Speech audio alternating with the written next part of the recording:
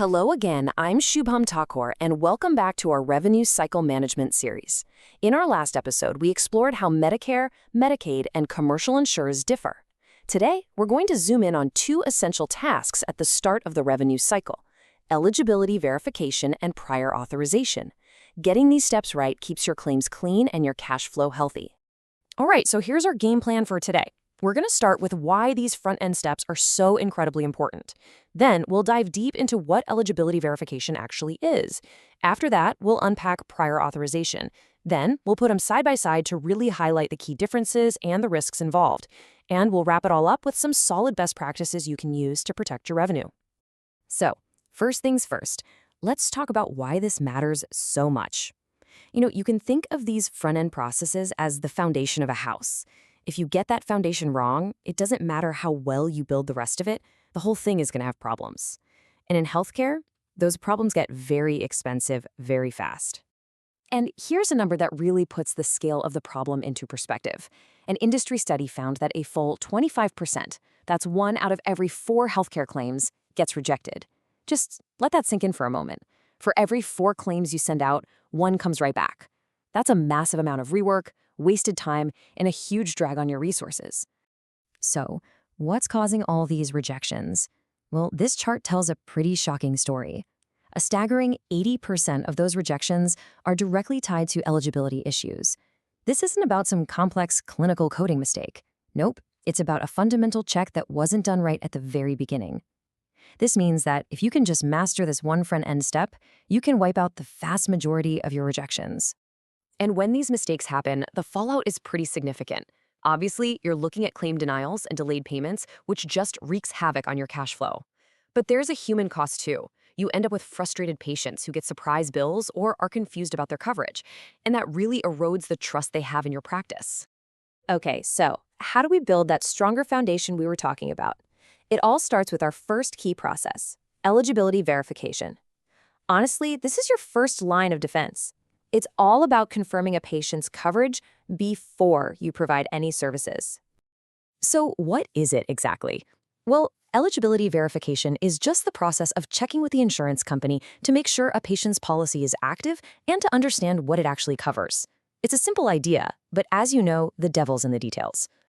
A really thorough verification process answers these critical questions. First off, is the policy even current? What are the patient's out-of-pocket costs going to be? Copays, deductibles. Does the plan even cover the specific service you're about to provide? And a really big one, are you an in-network provider? Knowing all this stuff up front just prevents so many problems down the line. Now, here's a key piece of advice. Timing is everything. This is not a one-and-done check. The best practice is to verify at multiple points. You check when the patient first schedules, then you check again a few days before the appointment to catch any changes, and you do one final check when they register. This constant checking ensures you always have the most up-to-date info. All right, let's shift gears and unpack the second key process, prior authorization.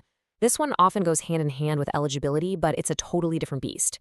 This isn't about if a patient has coverage, it's about getting a green light for a specific service. To put it simply, prior authorization, sometimes called pre-approval, is getting permission from the insurance company before you do something. Health plans use it to determine if a treatment is medically necessary. It's kind of like the insurance company wants to review the game plan before they agree to help pay for it, especially for more expensive things. Now, you don't need this for a routine checkup. Prior authorization is usually for the bigger ticket items. We're talking about things like hospital stays, planned surgeries, those advanced imaging scans like MRIs, expensive medical equipment, and certain specialty drugs. In these cases, it's on the provider to make the case to the insurer. And here's a really important exception to remember. You do not need prior authorization for a true medical emergency. When things are urgent, patient care comes first, period. You can sort out the paperwork after the patient is stable. This ensures that critical care is never held up by red tape. And I really want this point to land because it's a common misunderstanding. Getting a prior authorization approved is not a blank check. It confirms that the service is medically necessary, sure, but it does not guarantee payment. If the patient's eligibility changes or if you mess up some other part of the billing, the claim can still be denied. It's just one important piece of the puzzle.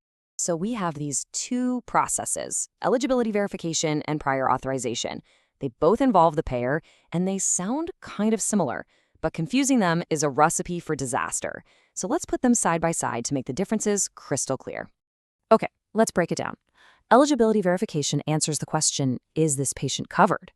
It's typically handled by your admin staff. If you skip this, you're looking at denials and worse, surprise bills for your patient. Prior authorization answers a different question. Is this specific service medically necessary? This is a clinical question, handled by clinical staff.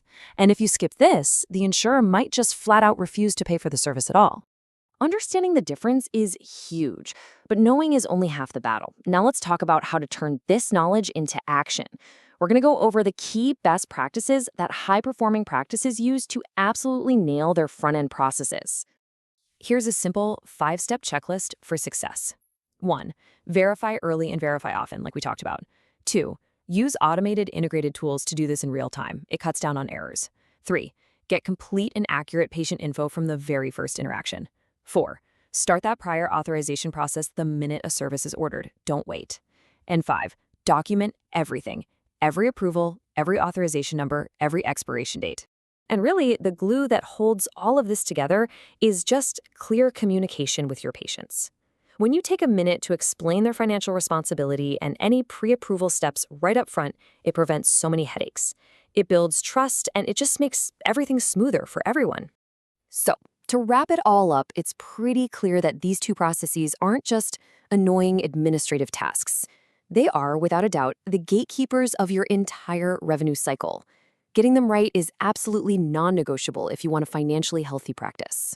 Eligibility verification and prior authorization are the gatekeepers of your revenue cycle.